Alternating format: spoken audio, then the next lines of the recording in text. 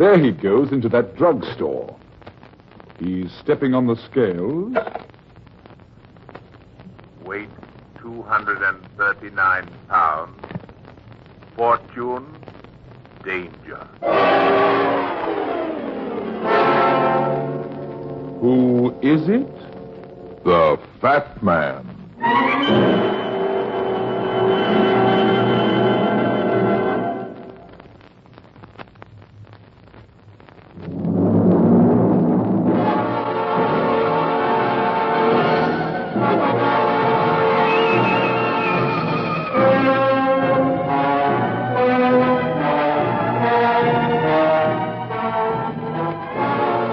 A fat man can be very self-conscious sometimes and also very shy.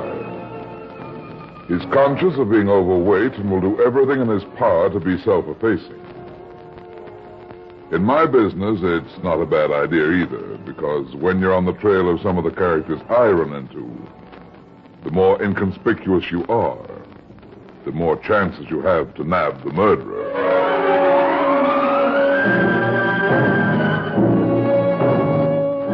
And now, here's the Fat Man in Murder Wears a False Face.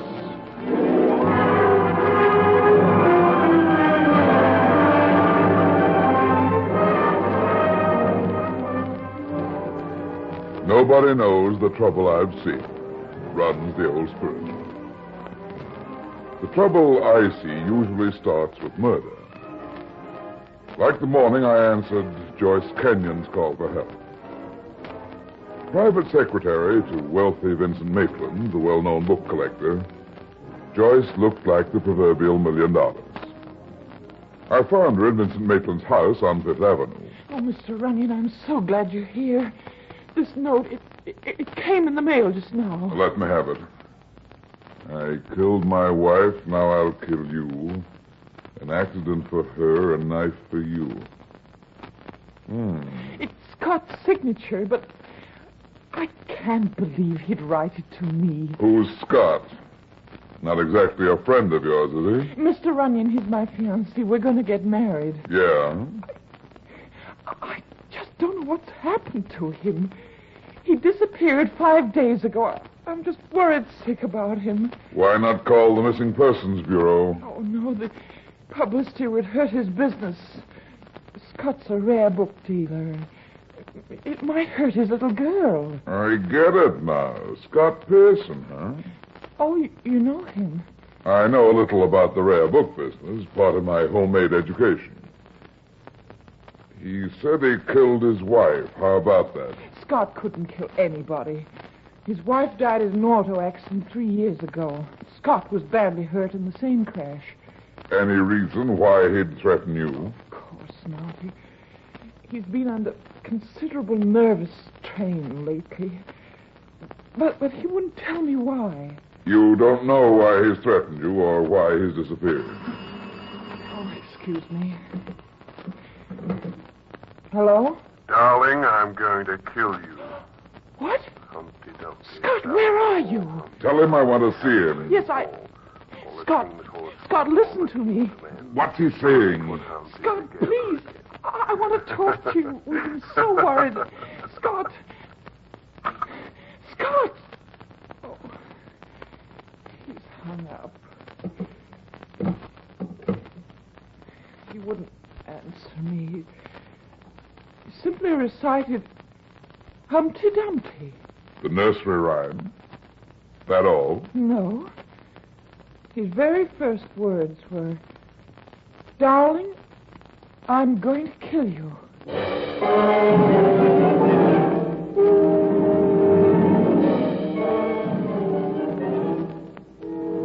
In 3 minutes flat, I had Pearson's call traced.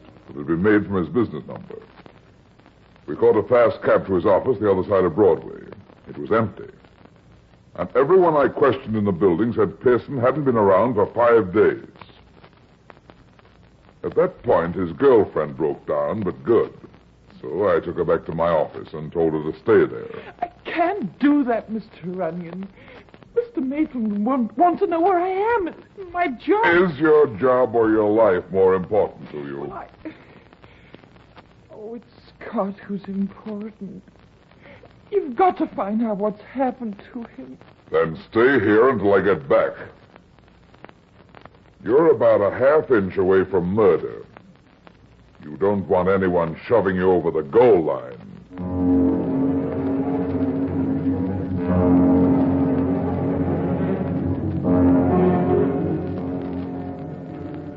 In the cab, Joyce had told me about Pearson's sister-in-law, Sylvia Lawton.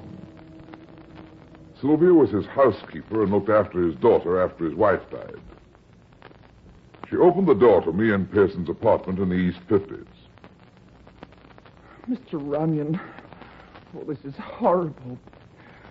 I can't believe Scott would threaten Miss Kenyon this way. So Joyce said. But she also said he'd written the note, and she said it was his voice on the phone. You have any ideas about it, Miss Lawton? I can't imagine why Scott would do this. I simply don't know what could have happened to him. Where's his little girl? Oh, staying with her grandmother, thank goodness.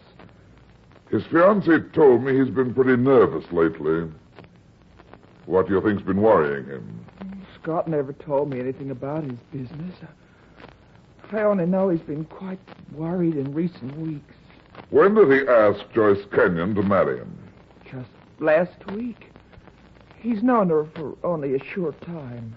What do you think of her? Oh, she's quite pretty, but I don't see what that has to do with Scott's trouble. Don't you? Did you know she was going to call me? Of course. We both agreed we had to start looking for him. Oh, by the way, you might want this. Thanks. Seems a good-looking guy. Yes, my sisters thought he was very handsome. Do you think he killed your sister? I've always thought it was an accident, but now I don't know what to believe. Don't you know anything about Pearson's business at all? What's his reputation in the trade? How many employees does he have? Oh, he has an excellent reputation. He has one man working for him, Harry Lindley. I don't know what Lindley actually does. He's worked for Scott for 3 years now. Scott doesn't like him, though. And yet he's kept him on his payroll for 3 years. Where can I get in touch with Lindley? I don't know. He's been out of town for over a week. That's a big help. You have anything else I can work on? Well, Scott brought home his account books and correspondence just before he disappeared. Lead me to her, Miss Lawton. Maybe I can read between the lines.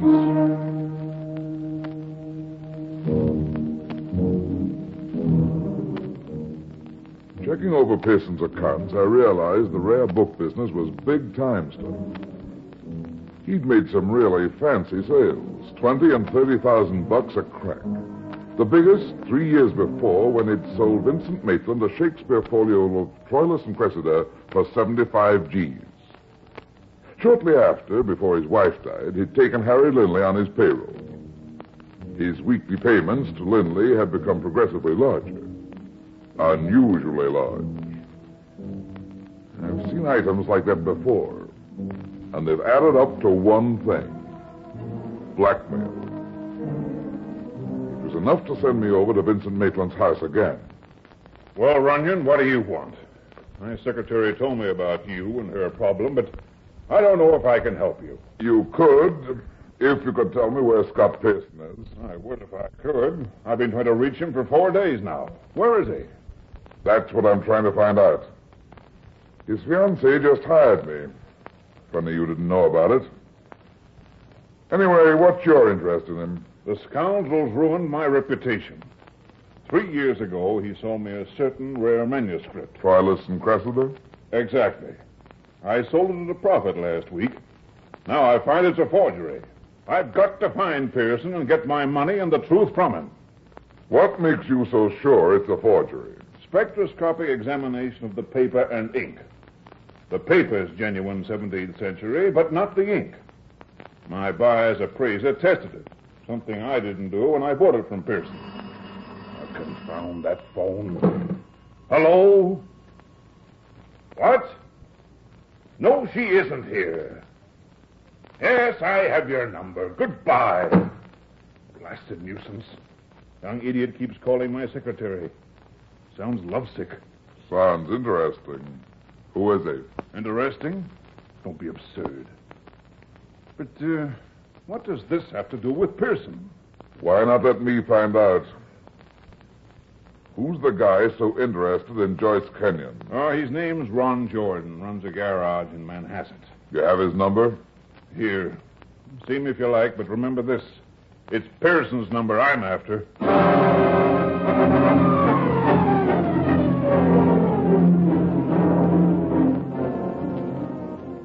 Ron Jordan's filling station and garage was on a lonely stretch of road on Long Island, down near the shore.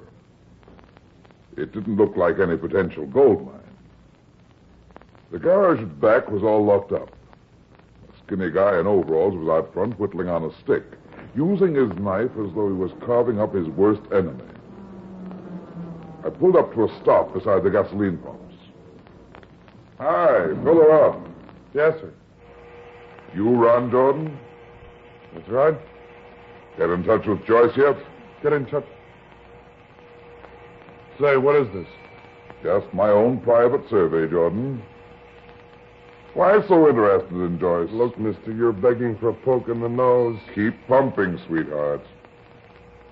I don't like being poked, and I have the weight to back it up. Now, how about Joyce? Wait a minute. Who are you? My name's Runyan, private detective. Joyce hired me to find her fiancé, Scott Pearson. The heel. Oh, a friend of yours. He's no friend of mine. Joyce was going to marry me until she met Pearson. She was, huh? When did that happen? This summer while I was busy here. It's the summer season that brings in the dough. I worked like a dog and lost my girl. You sound like you threw in the sponge pretty early. Well, I went back home to Pittsburgh. Well, that didn't help. I just got back this morning. Where did Joyce meet him? At Maitland's? Yeah. He started work there last June. How come Joyce wants you to find him? Pearson's disappeared. And he's sent her a threatening letter. Joyce, too, huh? Here, take a look at this. When'd you get this? This morning. I've been trying to call Joyce about it. Hey, go ahead, read. I killed my wife, Jordan. Now I'll kill my next wife, and you'll be double cheated, not only double crossed. Typewritten like the first one. He's a maniac, Runyan. All the signs of paranoia are here, all right. Oh, find him. Find him before something happens to Joyce. Still lugging the torch around, huh? Never mind that. Find him and let him know. For his own sake, Runyan, if he harms Joyce in any way, I swear I'll kill him.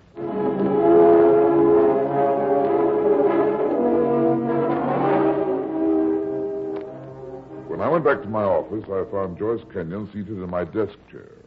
And she jumped like a startled gazelle when I walked in. Oh. Although I must say I've never seen a startled gazelle in nylon. Oh, it's only you, Mr. Runyan. Yeah, it sure is. You've had a long wait, haven't you? It seemed like an eternity. Any visitors? Not even a phone call. Have you found out anything yet? Well, I just saw Ron Jordan. Ron? How did you find out about him? Maitland told me. Jordan called you, and I went back to Maitland's house. Excuse me. Hello? Hello, Runyan. Speaking. Vincent Maitland. I've had a call about my Troilus and Cressida from Harry Lindley, the chap who works for Pearson. He wants me to meet him in Pearson's office. We'll see him together, Maitland. I'll be right over.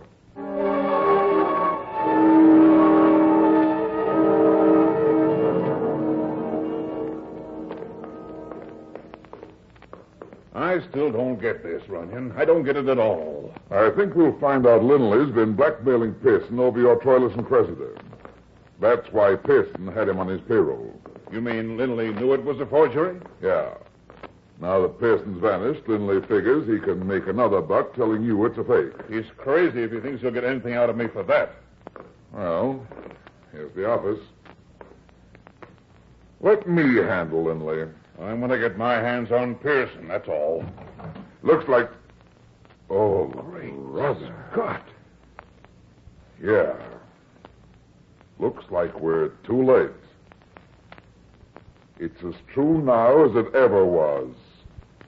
Dead men tell no tales.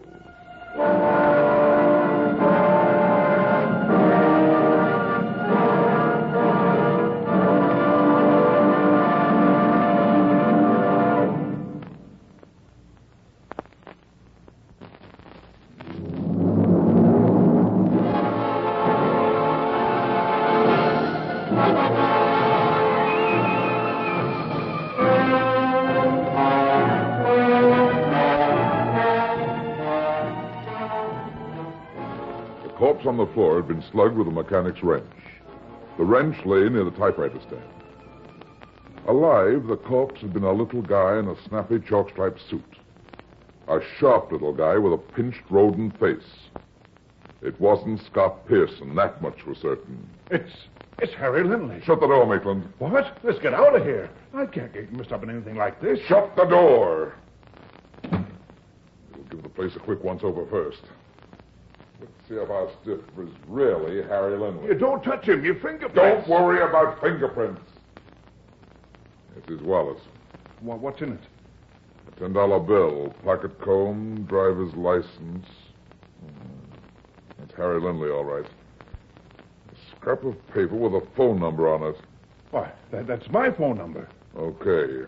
We'll keep that for your collection. Is that all he had? Yeah, he traveled light. It can go back in his pocket. Hey, let's get out of here, Runyan. We found out what we want to know. You won't find anything. There's nothing here. Isn't there? What about this? What? Look at this note on the typewriter. My final warning before you die, I tell you... That's all? Yeah. Somebody was interrupted. Lindley, you mean? Or Pearson. I'll compare the typing with the other two notes. Suppose I ought to answer that? Hey, you out of your mind, Runyan. We've got to get out of here. Take it easy. Not going to lose. No. No, he's been gone for 3 days. Goodbye. That's funny. What was it? That was Sylvia Lawton. This phone rings at Pearson's home, too. What's that got to do with it, Runyan? Let's go, for heaven's Wait a sake. second. Here's something else. Now what? A man's cufflink. A monogram cufflink. Let me see those initials. S.P. Scott Pearson. Could be. Or Sam Price, or Steve Palmer. It has to be Pearson. You said Lindley was blackmailing him. His cufflink was torn off in the struggle. Yeah. Well, now we can blow, Maitland. We've got to notify the police, but I don't intend to welcome them when they get here.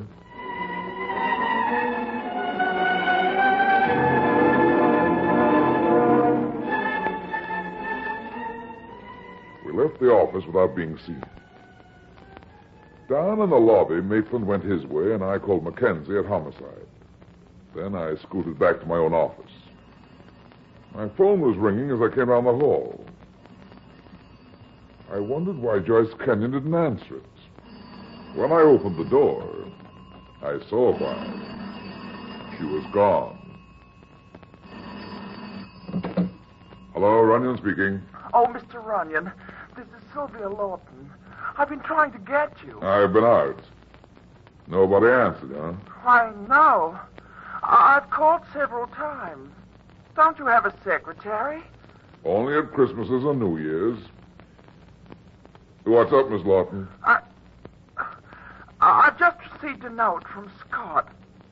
It's horrible. Fantastic. I can imagine. What's it say? Now Joyce will die, too. Not like Helen, a blade through the heart. Just 1 day more. What's the postmark on the envelope? Long Island, Manhasset. The others were postmarked Grand Central Station.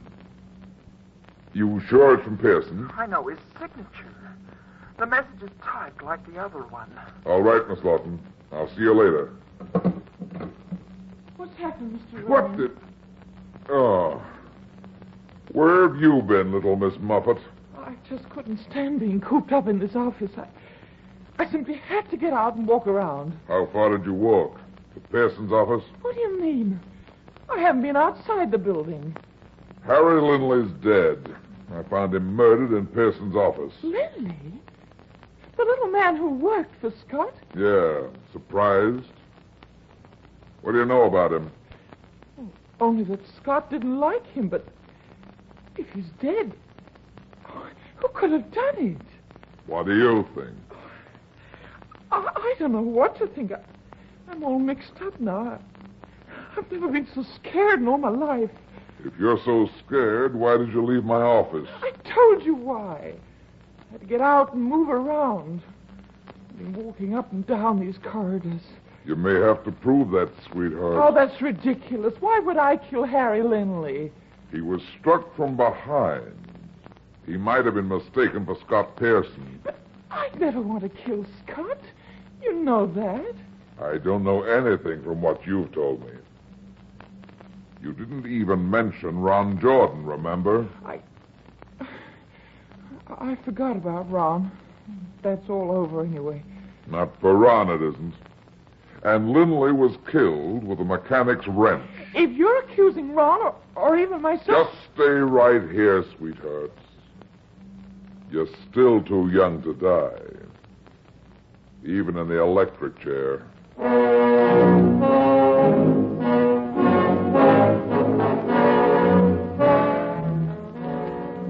Leaving Joyce in my office, I drove back to Ron Jordan's garage.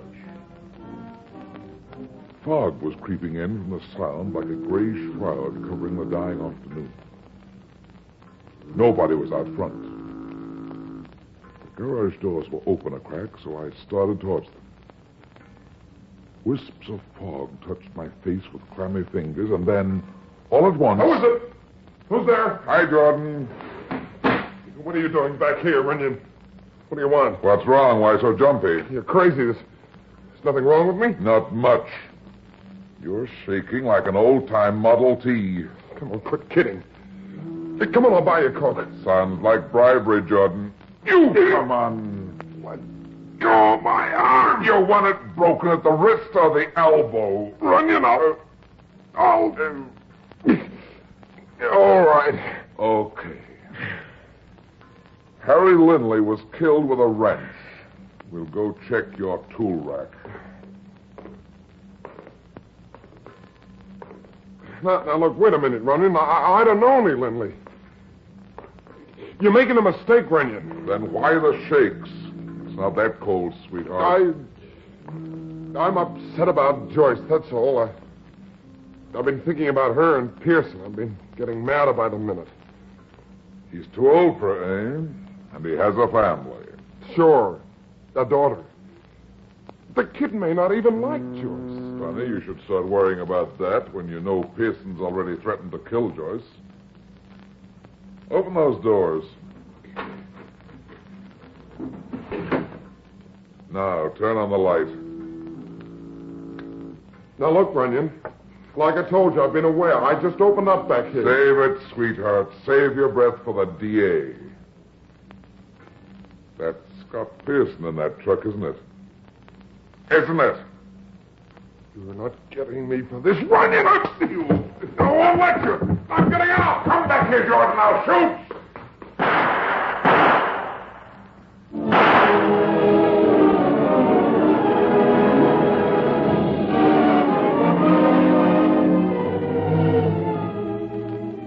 I aimed for his legs, but he was already outside. I raced after him, but fog swallowed him up. I groped my way back to Scott Pearson in the garage, slugged from behind like Harry Linley. His body in an open delivery truck. He'd been dead several days. I went through his pockets and came up with a sales slip from a music shop on 42nd Street. After calling the police and spreading the alarm for Jordan, I called my office. No answer. Joyce Canyon was gone again. I climbed into my car and headed for Manhattan. When I reached my office... Runyan, where have you been? Why the personal visit, Maitland? I wanted to know what progress you've made. I was just leaving. Yeah? Come on in.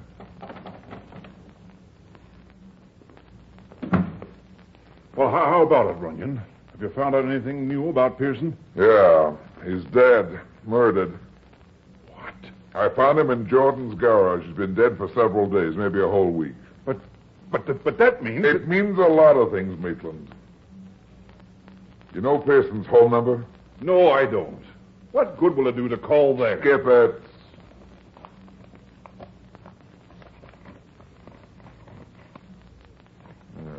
Here it is. Hey, wait a minute. What? Pearson's number, residence and office. Remember, his business phone rings at home as well as at the office. Well, there's nothing unusual about that. Not to you, maybe.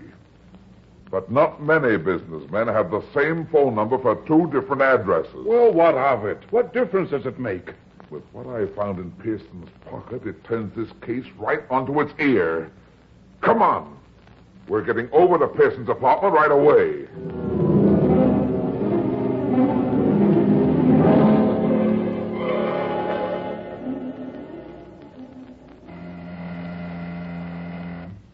What's all this about, Runyan? You'll find out. Yes? Oh, Mr. Runyan. I thought you were going to stay in my office. I'm awfully sorry, but Miss Lawton called you. When I talked to her, I decided to come and stay with her. I thought I'd be safer here. You have funny ideas about being safe. Where's Miss Lawton? Oh, excuse me. She's busy in the next room. Hello?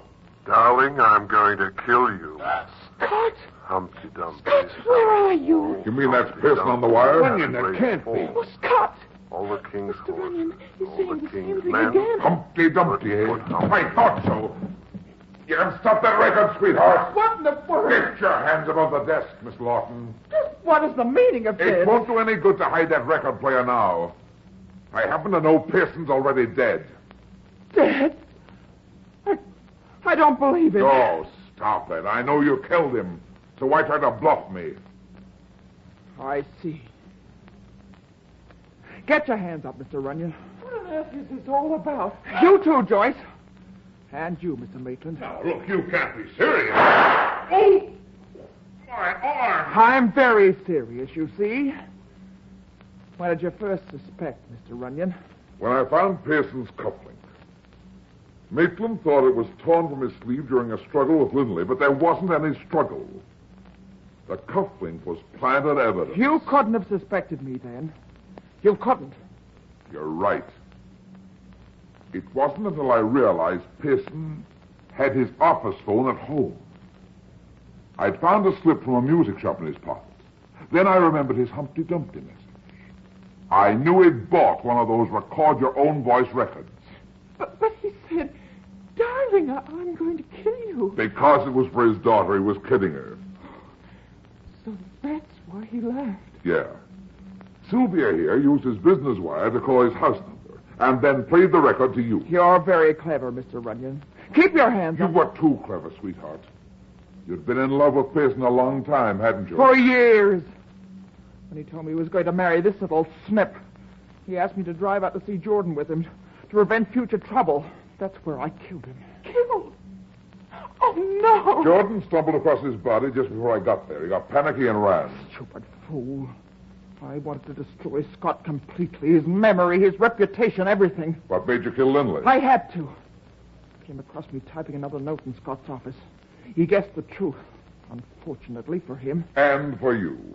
You spun your last platter as an amateur disc jockey, baby. Stay where you are. I still have a gun. It won't do you any good. Hand it over. Mr. Runyan, look out! Oh! That's all from you, Sylvia. Oh! You! There now, relax. How's the arm, Maitland? Just grazed. Nothing serious. Well, it'll be serious for our little friend here. When the DA finishes with her, shooting you will pound another nail in that coffin that's waiting for her up the river.